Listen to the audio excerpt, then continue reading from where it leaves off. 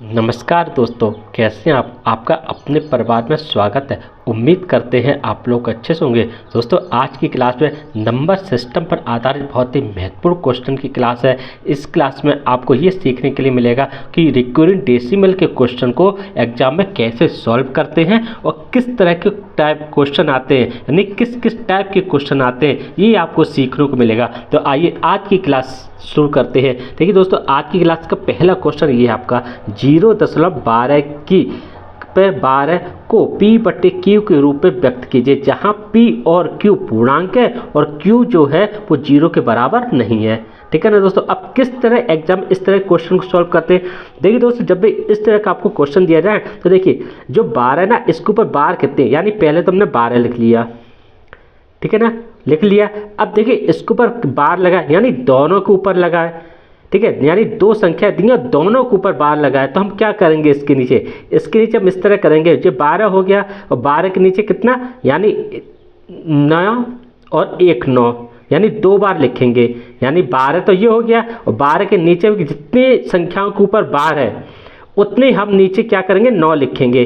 ठीक है, तो अब ये कितना हो गया, 12/99 हो गया। अब हम इसे काटेंगे, 3 चौक 12, ठीक है, और 3 तिरका 9, 3 तिरका 9, यानी 4/33। दोस्तों यही हमारा आंसर आ गया और ऑप्शन में बी ऑप्शन में 4/33 है, तो बी ऑप्शन को टिक कर देंगे दोस्तों। तो इस टाइप के क्वेश्चन को इस तरह सॉल्व करते हैं। अगला क्वेश्चन देखते हैं तो और आपको अच्छी तरह से समझ में आएगा। अब देखिए दोस्तों, क्वेश्चन नंबर 2 को देखिए आप। इसमें दिया है कि 0.27 पे 12 को P/Q के रूप में व्यक्त कीजिए, जहां P और Q पूर्णांक है और Q जो है वो 0 के बराबर नहीं है। अब देखिए दोस्तों, इस टाइप के क्वेश्चन कैसे सॉल्व करोगे। ऊपर आपने देखा कि 12 दो संख्याएं थी तो दोनों के ऊपर बार था, ठीक है ना। अब यहाँ तो एक संख्या के ऊपर बार है, ठीक है, तो कैसे आप इसे सॉल्व करोगे।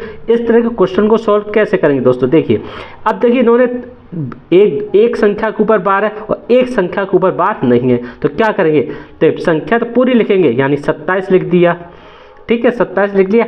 अब कितनी संख्या बार नहीं, यानी 2 के ऊपर बार नहीं है, तो इस 27 में से क्या करेंगे, 2 को माइनस कर देंगे, ठीक है। नीचे कितना आ जाएगा, अब देखिए 7 है ना, एक संख्या के ऊपर बार है तो 1 9 आ गया आपका, एक भाई इस संख्या के ऊपर बार है ना, तो 1 9 आ गया। अब 2 के ऊपर तो बार है नहीं, यानी इस वाली जो 7 से ठीक पहले वाली संख्या, इस पर तो बार है नहीं, तो इसकी जगह क्या आ जाएगा दोस्तों, 0 आ जाएगा। यानी जिसके ऊपर बार है उसकी जगह तो 9 आएगा और जिसकी संख्या के ऊपर बार नहीं है वो दोस्तों 0 आ जाएगा, ठीक है। अब ये कितना हो जाएगा आपका, 27 में से 25 जाएगा, 27 में से 2 जाएगा तो 25 बचेगा, ये आपका कितना हो गया, 90 हो गया। अब हम इसे काटेंगे 5 से तो 25 हो गया और इसे काटेंगे 5 से तो 5 एकम 5 और 5 अट्ठे 40, यानी 5/18 जो वो हमारा आंसर आएगा। ऑप्शन में देखेंगे तो सी ऑप्शन में है 5/18, सी ऑप्शन को टिक कर दें दोस्तों। इस तरह क्वेश्चन को सॉल्व कर लेते हैं। अब देखिए दोस्तों, क्वेश्चन नंबर 3, इस टाइप का अगर क्वेश्चन एग्जाम में आ जाता है तो आप किस तरह सॉल्व करेंगे। देखिए दोस्तों, अब देखिए 2.666 है प्लस 2.77 है को भिन्न के रूप में निरूपित कीजिए। अब देखिए दोस्तों, इसे लिख कैसे सकते हैं, देखिए अब यहाँ पर क्या है दोस्तों, 6 जो है वो रिपीट हो रहा है, बार बार आ रहा है, तो कैसे लिख लेंगे हम, 2.6 और 6 के ऊपर कर देंगे बार, ठीक है ना दोस्तों, क्या कर देंगे, 6 के ऊपर कर देंगे बार, प्लस अब देखिए यहाँ पे 2 है, ये हो गया 2 अब यहाँ पर 7 जा रहा है ना, तो यहाँ पर क्या कर देंगे हम, 7 पे बार कर देंगे, यानी जो संख्या रिपीट हो रही है उसके ऊपर हम बार का साइन कर देंगे। अब ये कितना हो जाएगा, देखिए अब इसे कैसे लिख सकते हैं। देखिए दोस्तों, यहाँ पर देखिए जैसे यहाँ पर हम जाएँ 2 सही 1/2 है, ठीक है, तो हम इसे कैसे लिख सकते हैं, 2 + 1/2। अब इसका भी मान यही है कि 2 दूनी 4 1 5 और इसका भी मान यही आएगा, 2 दूनी 4 1 5/2, यही तो आएगा ना। तो वैसे हम इसे भी लिख सकते हैं 2 प्लस, ठीक है ना, कितना हो जाएगा 6/7।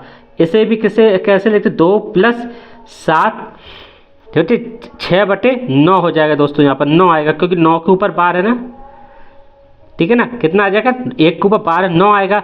अब 7 के ऊपर बार है तो 9 आ गया, ठीक है। अब ये कितना हो गया, 2 2 4 हो गया, ठीक है, प्लस का साइन। 9 क्या करेंगे हम नीचे से, अगर एलसीएम ले लेंगे तो ऊपर कितना हो जाएगा, 6 और 7 कितना हो जाएगा, 13 हो जाएगा।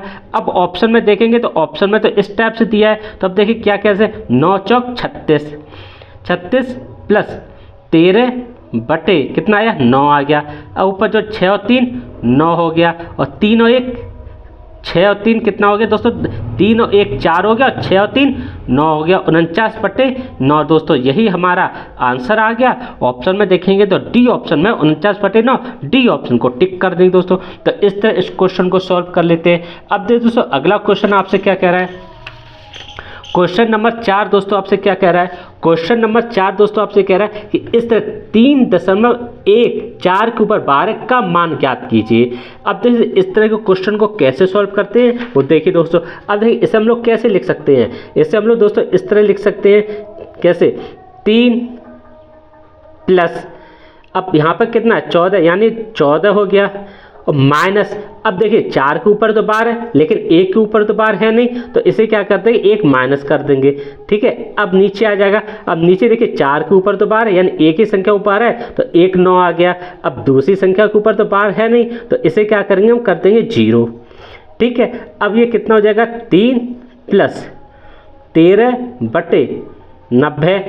अब देखिए हम ऑप्शन में देखें तो ऑप्शन तो इसी टाइम है। अब देखिए मैंने आपको बताया ना पिछले भी कि 2 सही 1/2 को ऐसे भी लिख सकते हैं, इसका मान क्या है, 2 दूनी 4 1 5, यानी 5/2 आ गया। और अगर हम इसे इस तरह के 2 प्लस 1/2, तो इसे क्या 2 एलसीएम लेंगे तो 2 और 2 4 1 5/2, यानी दोनों का मान जो है वो समान है। तो वैसे ही हम इसे क्या लिख सकते हैं, इसे लिख सकते हैं 3 सही 13/90, और यही दोस्तों हमारा आंसर है।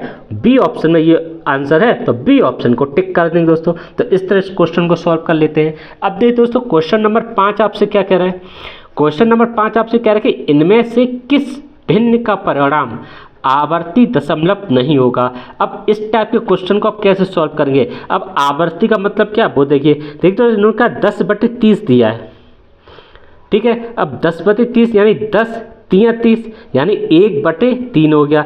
अब 1/3 का मतलब क्या है कि अगर हम 3 का भाग 1 में देंगे तो 0, ठीक है ना, 0 पॉइंट लगाएंगे, ठीक है। अब यहाँ कितना हुआ, 10 हो गया, 10 हो गया, 3 3 9। अब यहाँ पर फिर दोस्तों एक बच गया, यानी 0 बढ़ाए फिर 3 3 9 हो जाएगा, फिर यहाँ पर 1 बच गया, फिर 3 3 9 हो जाएगा, यानी क्या है कि 3 जो है वो बार बार रिपीट हो रहा है, ठीक है ना। वही इन्होंने पूछा कि आवर्ती यानी रिक्यूरिंग, यानी बार बार रिपीट हो रहा है। अब इनमें से कौन सा ऐसा पार्ट ऑप्शन है जो रिपीट नहीं हो रहा है, वो हमें निकालना है, ठीक है ना। अब 12/40 है, 12/30 है। अब 12/30 को हम लोग क्या लिख सकते हैं, 3 चौक 12, और 3 से इसे काटोगे तो 15 बार कटेगा, 3 चौक 12 हो गया, ठीक है। और 3 से 3 ढाई 30, 10 आ जाएगा दोस्त, ठीक है, 3 ढाई 30 हो गया, ठीक है। अब देखिए 0 लगाएंगे और पॉइंट लगाएंगे, यहाँ 0 आ जाएगा, 10 चौक 40 हो गया। अब देखिए दोस्तों यहाँ पर जब हमने 10 का भाग 4 में दिया तो 0.4 आया, और यहीं पे ये ख़त्म हो गया।